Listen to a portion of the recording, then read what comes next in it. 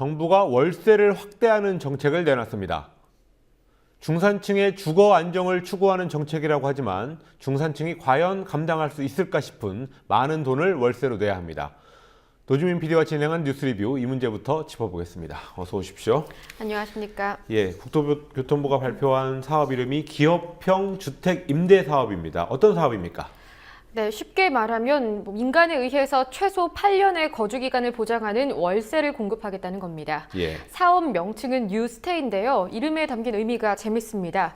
국토부는 소유보다는 거주의 개념, 임대나 렌탈보다는 수준 높은 주거 개념을 추구한다고 설명했습니다. 사업에 참여하기를 원하는 사업자는 기존에 있는 주택 브랜드에 스테이 또는 스테이8을 붙여서 임대주택 브랜드로 전환할 수 있는데요. 예컨대 레미안 스테이 또는 자이 스테이8 이렇게 임대주택 전용 브랜드를 만들도록 한다는 겁니다. 이 사업에 참여하는 기업들한테 혜택이 주어지는군요. 네, 사업 참여부터 출구 전략에 대한 지원까지 전방위적인 혜택이 제시됐습니다. 네, 핵심 그런 혜택들을 좀 보시면요. 우선 핵심 규제 축소, 원래 6가지 정도였던 규제 중에 4가지를 모두 없애고 초기 임대료 제한을 폐지함으로써 임대료 설정에 있어서 기업들의 자율권을 보장합니다. 그리고 그린벨트 해제 사업에 대한 제한을 완화하고 또 일정 조건을 갖출 경우에는 임대기간이 끝나고도 분양이 되지 않은 주택을 LH가 사주도록 확약이라는 혜택을 줍니다. 그 외에 각종 세금 감면 그리고 인프라 구축 등의 혜택이 이 육성 방안으로 나왔습니다. 혜택은 조금 있는 것 같은데 참여한다는 기업은 있습니까? 네, 현재로서는 대림산업이 유일합니다. 이렇게 사업자도 사업자지만 중요한 거는 이 대상자, 정책의 대상자들인데요. 들어가서 살 사람들인데요. 중산층을 대상으로 한 월세다라고 했는데 임대료는 어느 정도로 예상되고 있습니까? 네, 국토부가 지역별로 분류해서 예상 임대료를 제시했는데요. 어느 정도인지 직접 보면서 설명드리겠습니다. 보증금이 없다는 가정하에 순수 월세를 계산했을 경우 전국 기준으로 68만 원, 그리고 서울의 경우에는 무려 122만 원입니다. 그리고 수도권은 93만 원, 지방은 45만 원 정도를 예시로 내놨는데요. 보증금이 있을 경우 보증부 월세는 최소 40만 원에서 최대 80만 원을 예상했습니다. 근데 좀 비싼 것 같습니다. 네, 그렇습니다. 특히 서울의 경우에는 최소 8천만 원 이상의 보증금이 있다고 가정을 해봐도 80만 원 수준이었습니다. 서울시가 자체 조사했던 평균 월세와 비교해보면 고소득층에 해당하는 금액인데요. 서울특별시와 서울연구원이 2013년도에 조사했던 주거정책 수요조사 결과를 좀 보겠습니다. 소득분위별로 평균 보증금과 평균 월세를 계산했습니다. 앞서 서울 지역 예시 금액으로 제기됐던 122만 원이 소득분위 9에서 10, 그러니까 가장 소득이 높은 부류의 평균 월세와 맞먹었습니다. 그리고 보증부 월세 같은 경우에도 80만 원이라고 했는데요. 이 역시 7에서 8분위 이상은 돼야, 그러니까 어느 정도 상위권은 돼야 낼 수 있는 그런 평균 월세와 맞먹는 금액이었습니다. 국토부가 생각하는 중산층하고 실제 중산층하고는 조금 차이가 있어 보이는데 이 기준은 어떻게 세운 겁니까? 네, 국토부는 OECD 기준에 따라서 중위소득의 50%에서 150%에 해당하는 부류를 중산층으로 분류했습니다. 금액으로 따지면 세후의 가처분 월소득이 177만 원에서 최대 531만 원에 해당하는 4인 가구입니다.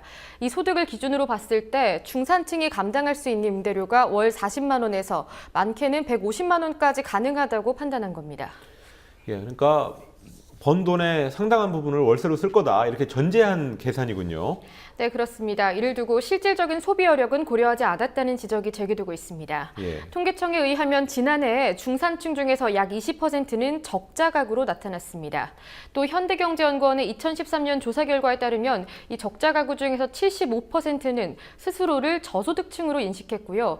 또 노후 준비를 제대로 하지 못한 67% 역시 본인이 저소득층이라고 응답했습니다. 또 실제로 중산층의 소비 여력이 가처분 소득의 82%로 나타났는데요. 이건 24년 전인 1990년보다도 3%포인트 이상 줄어든 비율입니다.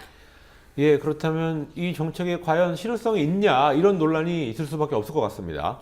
네, 그렇습니다. 경제정의실천 시민연합이 월세 전환 가속화와 월세 가격 상승을 우려한 가운데 새정치민주연합은 국토부 대책을 서민주거 안정대책으로 볼 수 없다 이렇게 못 박았습니다. 또한 민주연합 이미경 의원은 이번 방안이 부채 공룡인 LH의 추가 재정 부담을 불러올 수 있다고 주장했습니다. 앞서 설명해드렸다시피 일정한 조건을 갖추면 임대기간 종료 후에 분양되지 않은 주택을 LH가 매입하겠다는 확약 때문인데요. 기업의 부담을 낮춰주는 대신 이 부담이 그대로 LH LH의 빚으로 남을 수 있다는 지적입니다. 예, 약간 다른 경제 소식 하나 더 보겠습니다. 예. 가계대출이 계속 늘고 있다라는 통계가 나왔군요. 네, 한국은행이 오늘 지난해 11월 말을 기준으로 한 가계대출 규모를 발표했습니다. 앞서 지난해 10월에 전월 대비 부채 증가세가 7조 8천억 원, 최고치를 기록했는데요. 11월에도 비슷한 추이를 보이면서 2달 동안에만 부채 증가액이 15조 원을 넘어섰습니다. 지금 보시는 화면은 지난해 7월부터 11월까지의 가계대출 추이입니다. 한눈에 봐도 가파르게 상승하는 것을 확인할 수 있고요. 예. 7월부터 11월까지 조 단위의 대출이 계속 늘어났습니다. 가계대출은 지난해 2월 이후 10개월 연속 증가세를 이어가고 있는 추세입니다. 예, 원인은 어떻게 분석이 됐습니까? 네, 한국은행은 정부의 부동산 대출 규제 완화 그리고 가을 이사철을 맞았던 주택 수요가 맞물렸기 때문이라고 설명합니다.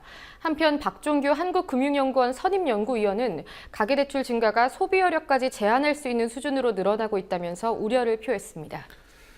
예, 다음 소식입니다. 이명박 전 대통령의 아들 이시영 씨 초고속 승진 논란이 불거졌군요. 네, 재벌가 자제들이 평균적으로 입사 3년 반 만에 임원으로 승진한다고 하는데요. 이시영 씨는 입사 4년 만에 전무가 됐습니다. 예. 더군다나 이 회사가 이전 대통령 실소유주 논란이 있었던 주식회사 다스에서 생긴 일이라서 더 관심이 집중되고 있습니다. 이미 알려졌다시피 다스는 이전 대통령의 첫째 형인 이상은 씨가 회장인 기업입니다. 지난 1일자로 단행된 인사이동 이후에 이명박 전 대통령 일가의 승진이 돋보였는데요. 이시영 씨가 전무로 승진한 한편 이상은 회장의 맏아들인 이동형 씨는 총괄 부사장으로 승진했습니다. 예. 또 같은 시기에 이전 대통령의 매제인 김진 총괄 부사장 그리고 이상은 회장의 오랜 지인으로 알려진 이문성 감사는 퇴임했습니다.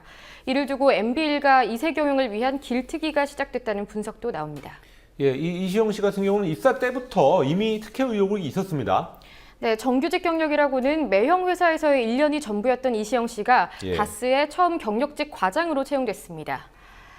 네, 이시영 씨의 경력을 좀 보시면요. 2010년 8월에 해외 영업팀 과장으로 입사했고요. 2011년 3월에 차장으로 승진한 뒤에 입사 4년 만에 전무로 승진했습니다.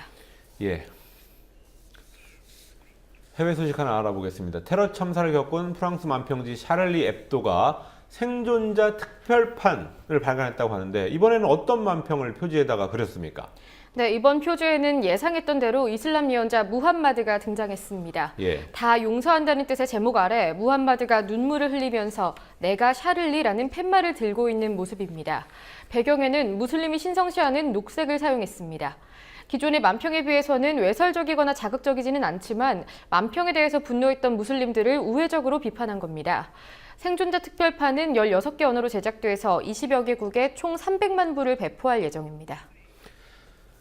예, 뉴스 리뷰 노주민 PD였습니다.